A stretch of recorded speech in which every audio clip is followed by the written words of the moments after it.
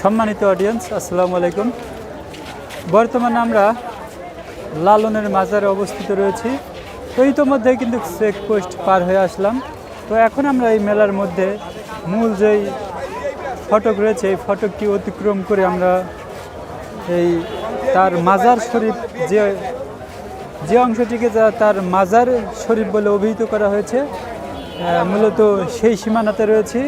তো এর মধ্যে থাকা কিছু কার্যকলাপ আমরা এখন ঘুরে ঘুরে দেখার চেষ্টা করব। এখানে রয়েছেন অনেক লালন ভক্তরা, লালন প্রেমিকরা, এছাড়া অনেক দূর দূরান্ত থেকে পর্যটক এবং পর্যটনরা কিন্তু এখানে দেখতে এসেছেন দেশ বিদেশ থেকে, দেশের বাইরে থেকে, দেশের বিভিন্ন দূর অঞ্চল থেকে। তো আসুন আমরা ভিতরে আরও একটু অগ্রসর হই। তো এখন আমরা লালনের মাজারের অতি সন্নিকটে রয়েছি। তো এখানে দেখতেই পাচ্ছেন নারী পুরুষের কোনো ভেদাভেদ নেই। এখানে কিন্তু মূলত সমান অধিকার,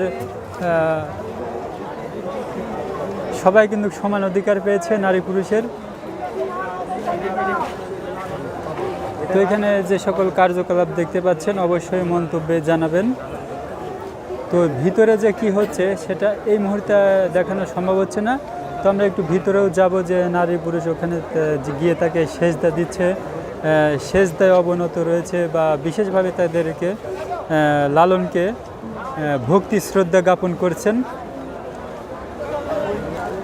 3 দিন ব্যাপী এই লালন মেলার আয়োজন করা হলেও আজকে তার দ্বিতীয় দিন। আগামীকালকে এটি সমাপ্ত হয়ে যাবে। ইতোমধ্যে কিন্তু অনেক লোকের সমাগম। তো এখানে কিন্তু সর্বদা ভিড় লেগেই থাকে, কেউ আসছে কেউ যাচ্ছে। কুষ্টিয়া মহাসড়ক সহ কিন্তু বিভিন্ন সড়ক উপসড়ক কিন্তু জমজমাট হয়ে রয়েছে।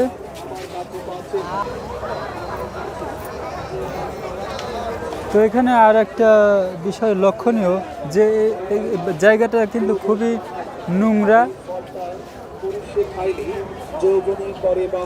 এখানে কিন্তু পরিষ্কার পরিচ্ছন্নতার কোনো বালাই নেই এবং হর হামেশাই কিন্তু সেগুলো ধূমপান করা হয়, যেটাকে আপনারা গাঁজা বলে চিনে থাকেন।